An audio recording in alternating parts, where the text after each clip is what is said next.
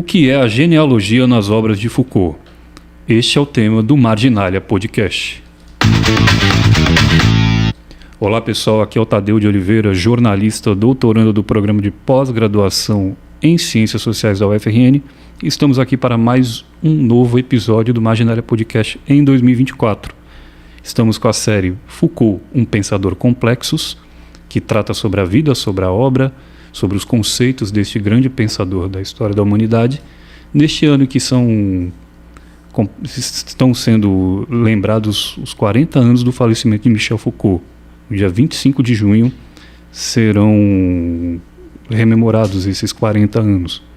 E em 2026 haverá a celebração dos 100 anos do nascimento de Michel Foucault.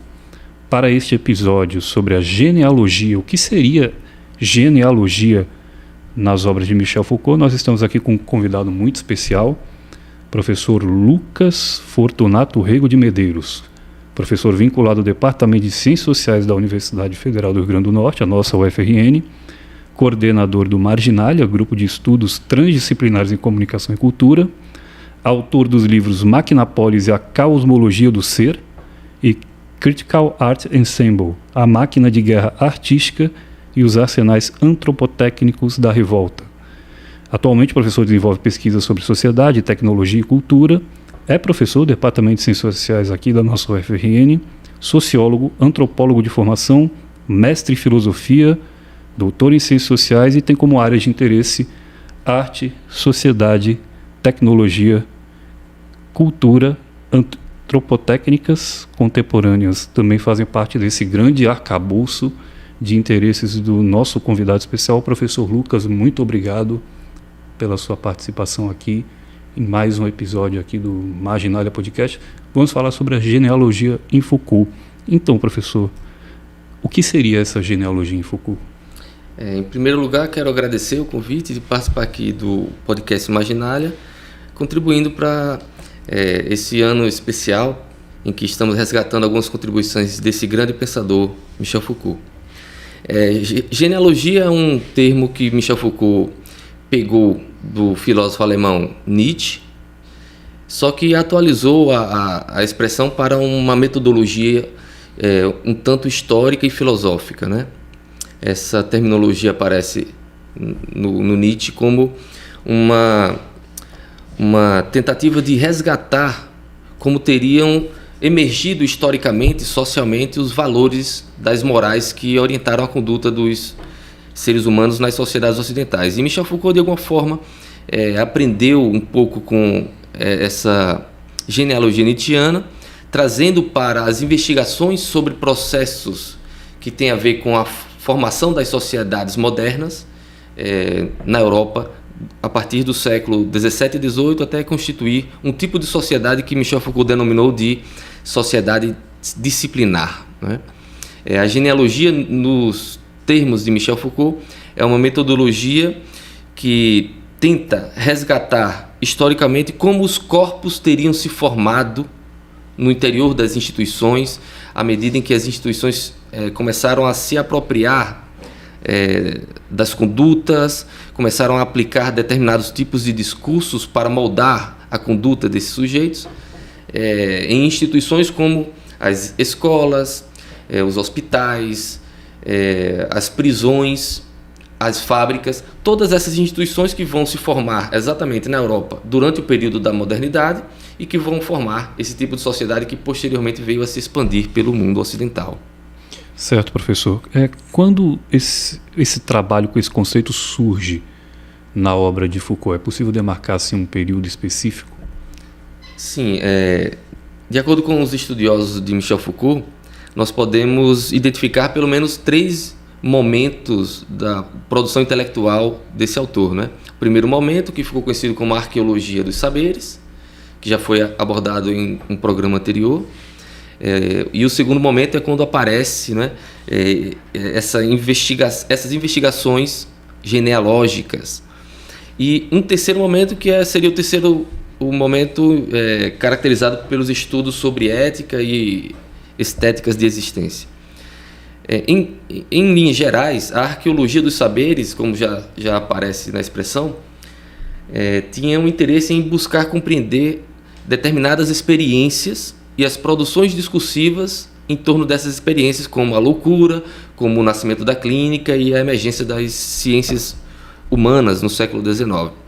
No período da década de 70, quando Michel Foucault sente uma necessidade de empreender uma pesquisa que colocasse em foco os corpos e não somente as produções discursivas e institucionais, ele lança a mão dessa nova metodologia que veio a denominar de genealogia. Então, nesse período genealógico da produção intelectual do autor, na década de 70, né, e que o acompanha até o final da sua carreira intelectual, na década de 80, há então um interesse em focar na emergência dos poderes que conformaram o tipo de sociedade que ele chamou sociedade disciplinar e que posteriormente se espalhou pelo Ocidente, né? Interessante também que o senhor fale da sua relação com a obra de Michel Foucault, brevemente, como foi essa descoberta da obra de Michel Foucault, como ela está presente nos seus estudos, que é interessante também porque todos nós da academia, das ciências humanas, temos, vez por outra, de menor intensidade, maior intensidade, algum contato com a obra de Foucault. É interessante também que discutimos, façamos essa pequena discussão sobre isso. Sim, então eu tive o primeiro contato com a obra de Foucault durante a graduação do curso de Ciências Sociais, e aí foi uma grande descoberta, né? Porque eu estava ali no início da minha formação e as teorias de Foucault eram bastante sofisticadas e de alguma forma elas demonstravam que os poderes estão distribuídos pela sociedade, né, e que permeiam as relações de distintas naturezas e não somente estaria localizado em uma instituição, em um local como o Estado, né, ou coisas do tipo. E então os estudos da obra de Foucault também, na minha trajetória intelectual, resultaram muito proveitosos porque, em um dado momento, na minha graduação, eu montei um grupo de estudos e criação com 2 amigos meus, a fim de produzir um livro sobre o que nós viemos a chamar de a Máquina Polis, que é a máquina de guerra planetária. E para identificar a emergência dessa máquina de guerra planetária, nós lançamos mão dos métodos do Michel Foucault, né? Principalmente a genealogia, porque identificamos a emergência de novos tipos de poderes que conformaram as ditas sociedades do controle que viriam, de alguma forma, a suceder às sociedades disciplinares, né? Então, a obra de Michel Foucault, para mim, tem essa recepção, né? Aparece lá nesse livro que eu publico pela editora da UFRN em 2010. E depois, nos meus estudos de doutorado, quando eu vou estudar práticas de resistência nas práticas artísticas contemporâneas, também nós encontramos em Foucault alguns aportes para compreender, por um lado, né, a presença dos dispositivos de saberes poderes e, de outro lado, as possibilidades de resistências e de criações para além desses dispositivos por parte dos artistas e criativos culturais contemporâneos.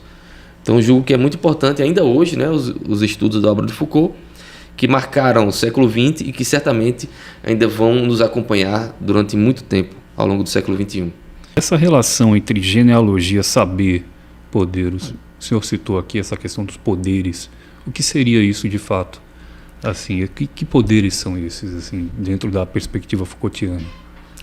Na genealogia, como eu disse, há uma retomada da atenção para os corpos. Como os corpos são formados na história, né? De acordo com Nietzsche, estudado por Foucault, os corpos são arruinados pela história, mas ao mesmo tempo são esses corpos que tentam resistir aos vetores históricos, sociais e políticos, são imbuídos de vontades, de impulsos, de instintos que os mobilizam para lutarem, para buscarem realizar seus objetivos pessoais, sociais, políticos e assim por diante. Na modernidade, os corpos foram de alguma forma, devido ao crescimento demográfico, à formação dos estados modernos, inseridos em instituições que estavam emergindo junto com os discursos científicos.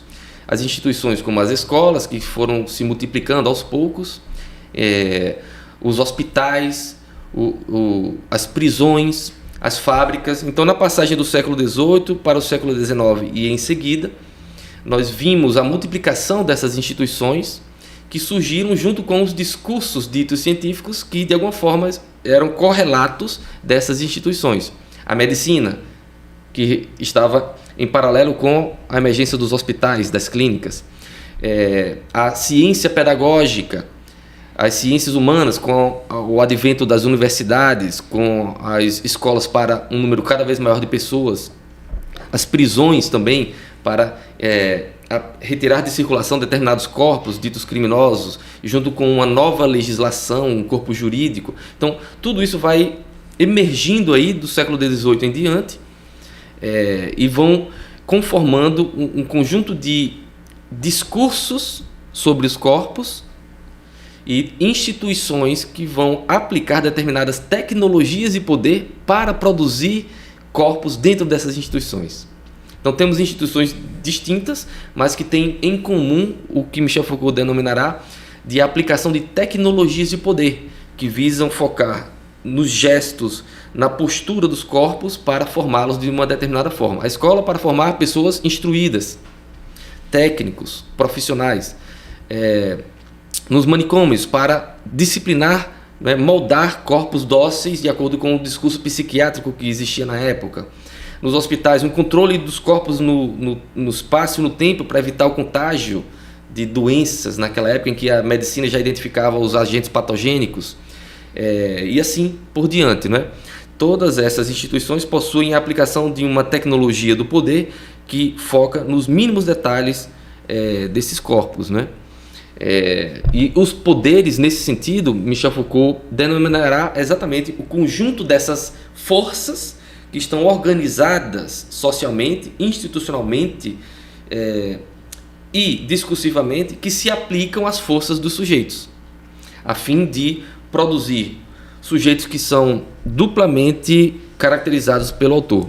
Primeiro, sujeitos politicamente dóceis, ou seja, que foram produzidos na sujeição aos poderes instituídos, e, em segundo lugar, sujeitos economicamente produtivos, que venham exatamente a contribuir para a produção e a difusão de um tipo de sociedade que é a sociedade capitalista moderna que está se montando ali na Europa nesse mesmo período, né, século XIX em diante.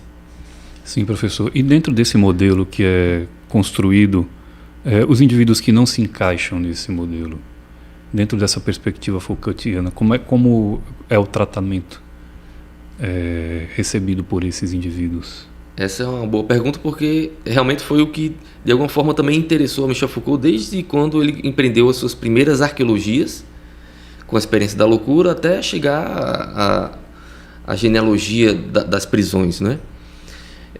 De um modo geral, nós podemos dizer que aqueles sujeitos, aqueles indivíduos, aqueles corpos considerados anormais pelas normas instituídas, né, nas sociedades consideradas, eles de alguma forma são alvos exatamente da produção discursiva, que tentam de alguma forma imputar a esses sujeitos um determinado significado social, e por outro, esses corpos ditos anormais, eles também são alvo de poderes que vão agir sobre os corpos insubmissos, revoltados, como aquilo que deve ser contido, né? Inclusive há uma mudança não somente na produção discursiva, com a aparição da psiquiatria, que vai qualificar comportamentos anormais como doenças mentais, mas também vai qualificar determinadas condutas de acordo com um novo código jurídico para tratar algumas pessoas com condutas ditas desviantes ou anormais como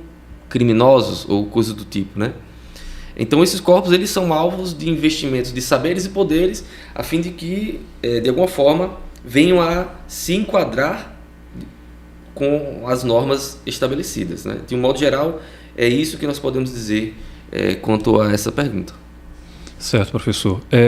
Sobre essa perspectiva da genealogia, ela é possível ser identificada em toda a produção de Michel Foucault, ou tem um período específico em que é possível demarcar a partir de determinada obra até determinada obra? Quais seriam as principais obras em que esse conceito está presente e que seja identificável até para o nosso ouvinte, como dica até para que seja feita uma pesquisa, enfim, um início até de leitura sobre a obra de Michel Foucault, desse conceito de genealogia. O termo genealogia é trabalhado por Foucault em termos filosóficos e metodológicos em um artigo que ele escreveu intitulado Nietzsche, a Genealogia e a História, datado de 1971. E ali ele apresenta já, né, o seu interesse em resgatar essa expressão para complementar as pesquisas arqueológicas que vinha desenvolvendo, né?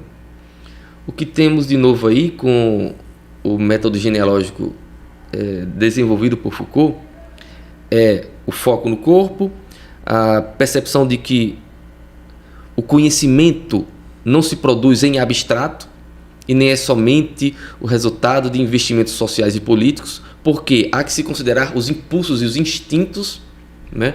O que Nietzsche denominaria de a vontade de poder, que subjaz às lutas que se expressam também como produção de conhecimento, né? Um outro momento em que a aplicação desse método genealógico é na obra Vigiar e Punir, O Nascimento da Prisão, né, publicado em meados da década de 70, exatamente quando ele apresenta na sua obra, né, com início, meio e fim, com a proposta de pesquisa e com todos os seus desenvolvimentos teóricos e de pesquisa que ele vinha desenvolvendo ao longo dos anos, é quando finalmente numa obra publicada essa genealogia é colocada à prova, né, para os interlocutores, né? Sim, professor.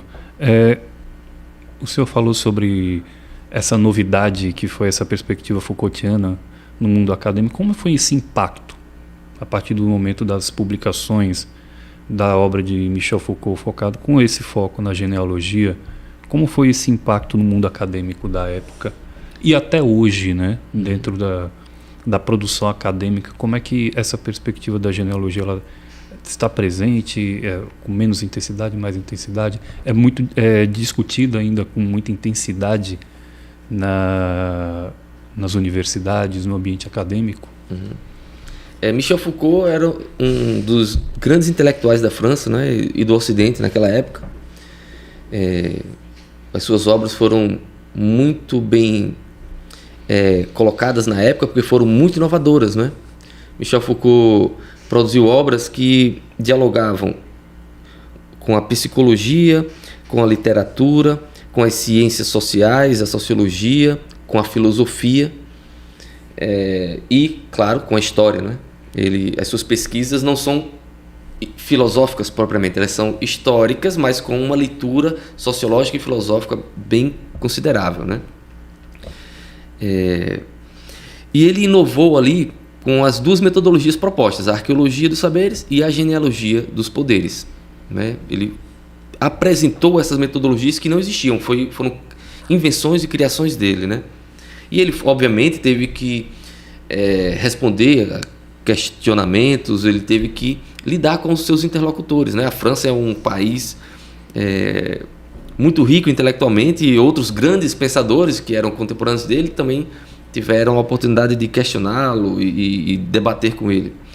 A genealogia, de alguma forma, foi um avanço no desenvolvimento de Michel Foucault, e embora Foucault tenha sido um filósofo, um professor catedrático, inclusive ocupando uma cadeira do Collège de France, né, uma das maiores instituições da Europa, no campo da produção do pensamento contemporâneo, ele entretinha certa proximidade com alguns movimentos sociais e culturais da época, né?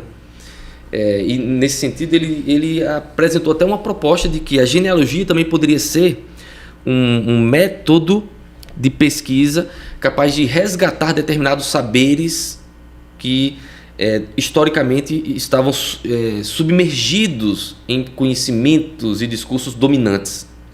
A genealogia, portanto, como esse método capaz de resgatar os saberes ditos dominados, a fim de mostrar que existiam resistências ao longo do tempo a determinados conhecimentos e saberes hegemônicos, né, em que exerciam certa supremacia. Nesse sentido, a obra de Foucault, desde a década de 70, desde o início, na verdade, né, década de 60, foi de alguma forma de interesse de intelectuais, mas também de agentes, pessoas dos movimentos sociais, de ativistas da época, que se aproximavam de temas abordados por Foucault. Por exemplo, o movimento antipsiquiátrico foi beber, em parte, contribuições na história da loucura, na arqueologia da experiência da loucura em Foucault. Os ativistas dos movimentos humanos, de alguma forma, buscaram um diálogo, uma interlocução com Foucault devido à sua genealogia da prisão, dos poderes jurídicos modernos, né? Então, temos essa dupla recepção da obra de Foucault, os intelectuais e também movimentos sociais, né? E aí, o que é interessante é que Michel Foucault, durante muito tempo, estudou os poderes. E, no entanto, quem se aproximava dessas obras eram pessoas de movimentos que de alguma forma exprimiam resistências aos poderes, né? Mas Foucault, por um lado, nem foi um teórico do poder, porque ele estudou a formação de poderes na Europa, sem definir uma categoria universal de poder, sem, no entanto, estudar detalhadamente resistências, né? Foi algo que Foucault não estudou detalhadamente, né? Ele estava estudando a formação de um tipo de sociedade, que é a sociedade disciplinar, como ele assim denominou, um tipo de sociedade que surge na Europa durante a modernidade e que exatamente vai ser exportado para as Américas, né? E de alguma forma vai constituir tendências sociológicas, epistêmicas e de dispositivos de poder disseminados mundo afora. Então, Foucault estuda a modernidade na Europa não é só por uma questão de esclarecimento do homem europeu, é porque ali nós identificamos, e ele também, a emergência de um tipo de sociedade que se mundializará cada vez mais. Sim, interessante. Muito curioso isso, né? Porque os movimentos que se aproximaram do Michel Foucault são movimentos de resistência aos poderes instituídos, né? E com relação a essas críticas ao pensamento de Michel Foucault, professor, houve muita resistência, existe muita resistência ainda dentro do ambiente acadêmico a essa perspectiva da genealogia. Podemos citar também a perspectiva da arqueologia também. Como foi o impacto na época? O senhor já falou aqui inicialmente, mas mais detalhadamente podemos conversar aqui sobre essa resistência ao pensamento de Michel Foucault. Quando Foucault produziu as suas arqueologias, chamou atenção porque era algo novo que ele havia apresentado, né, para o público, para os intelectuais da época. E, finalmente, quando ele publica As Palavras e as Coisas, na década de 60, uma arqueologia das ciências humanas, parecera para alguns leitores, né, para alguns intérpretes, que o Michel Foucault era um tanto estruturalista, porque ele defendeu a tese segundo a qual as ciências do homem não seriam o resultado de simples elucubrações intelectuais e mentais de filósofos ou de teóricos em seus gabinetes, né? Na verdade, só se tornou possível falar de uma ciência do homem porque havia condições de possibilidade no campo dos saberes que propiciaram a emergência de uma ciência que passou a tratar essa figura do homem definido em termos científicos na época. O que era o homem, então, que passou a ser de interesse científico das ditas ciências humanas no século XIX? Era o ser vivo, estudado pela biologia, o ser humano, um ser vivo.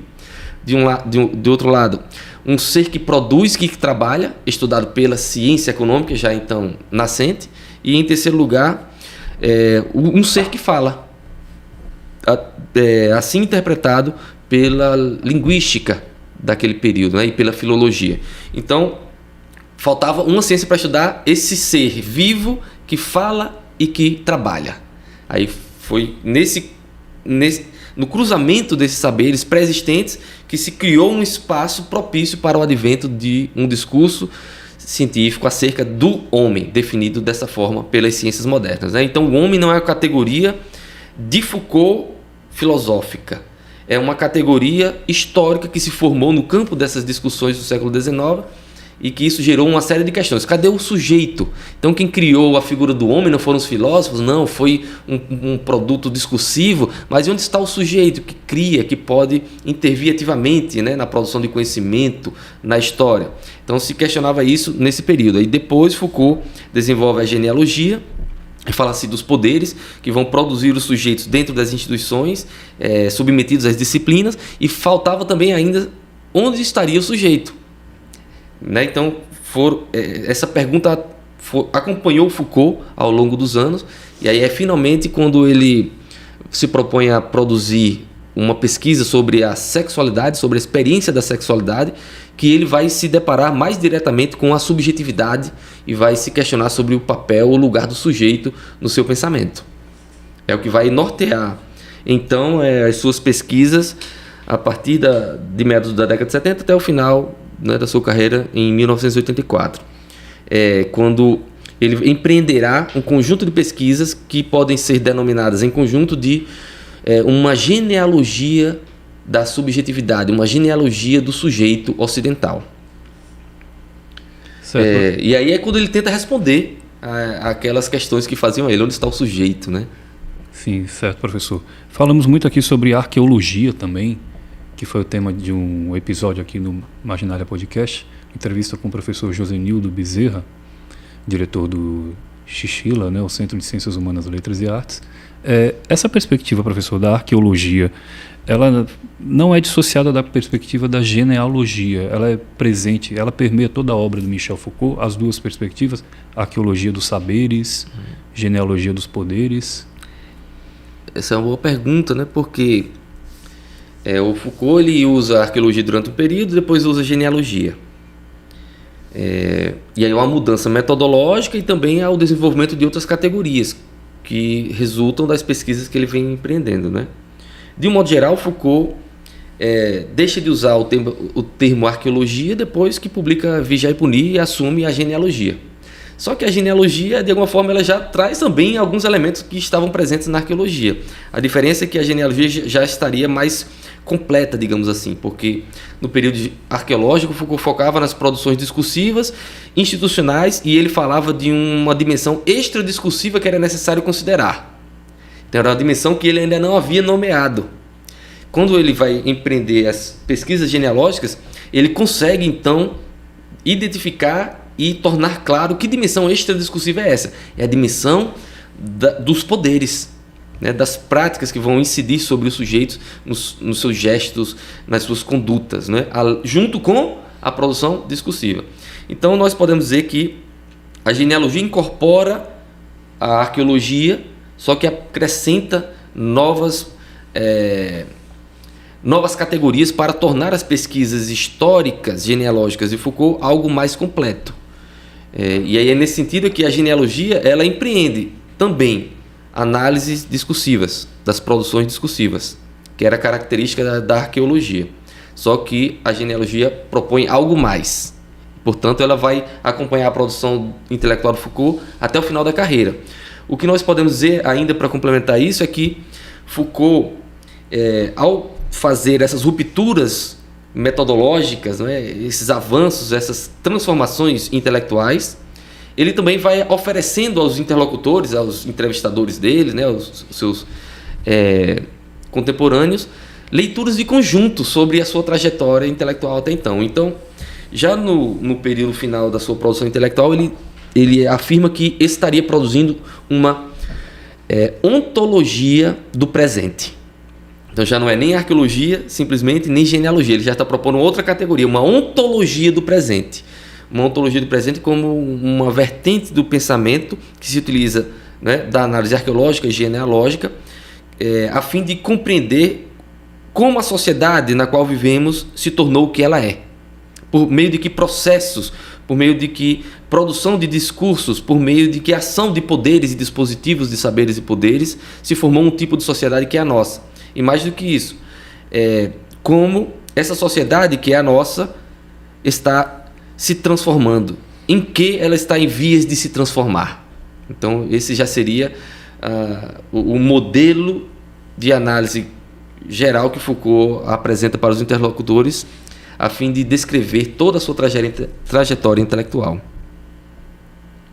Professor Lucas Fortunato, muito interessante essa nossa discussão hoje sobre a genealogia em Michel Foucault, nas obras de Michel Foucault, e nós temos aqui uma dica cultural relacionada ao tema do podcast ou relacionada à nossa série Foucault, um pensador complexo. A dica de hoje, quem vai nos passá-la, é a estudante do bacharelado interdisciplinar em Humanidades do Instituto Humanitas da UFRN, Cindy Emily. Cindy, é com você.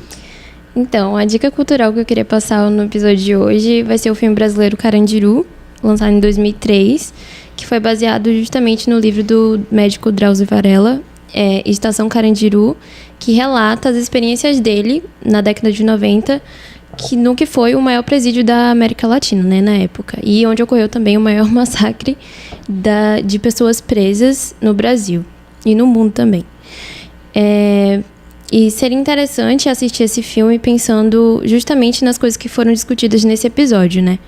Que geralmente tem esses corpos nas prisões, mas que eles passam por uma dinâmica de controle e de poder, que é o que justamente Foucault fala, né? Nas obras dele, que foi relatado aqui também pelo professor. Ele está disponível em vários streamings, como Netflix, Amazon e Globoplay. Muito importante a dica da Cindy Emily. Filmaço. Carandiru, sucesso do cinema nacional, que conta a história do maior presídio da América Latina, em São Paulo, né? Foi demolido em 2002, se não me engano, 2002. Ou seja, mais de 20 anos, mas que deixou marcas na sociedade brasileira e é um exemplo do que foi discutido hoje aqui no tema do podcast. Professor Lucas Fortunato, muito obrigado pela sua presença. Muito obrigado, professor. Eu que agradeço. Esse foi o episódio, mais um episódio do Marginália Podcast, a genealogia em Michel Foucault. Muito obrigado a todos os ouvintes. Lembrando a todos que os episódios anteriores estão disponíveis no canal do programa, no canal do Grupo de Estudos Marginália no YouTube. É só você acessar lá, entrevista com o professor Hermano Machado, entrevista com o professor Josenildo Bezerra e também a entrevista com o professor Lucas Fortunato. Perspectivas muito interessantes sobre a obra desse grande pensador da história da humanidade. Curta, comente, compartilhe. O Marginália Podcast é uma iniciativa de formação na universidade sob coordenação do professor Alex Galeno, do Instituto Humanitas. Muito obrigado a todos, muito obrigado a todas e até o próximo episódio. Thank you.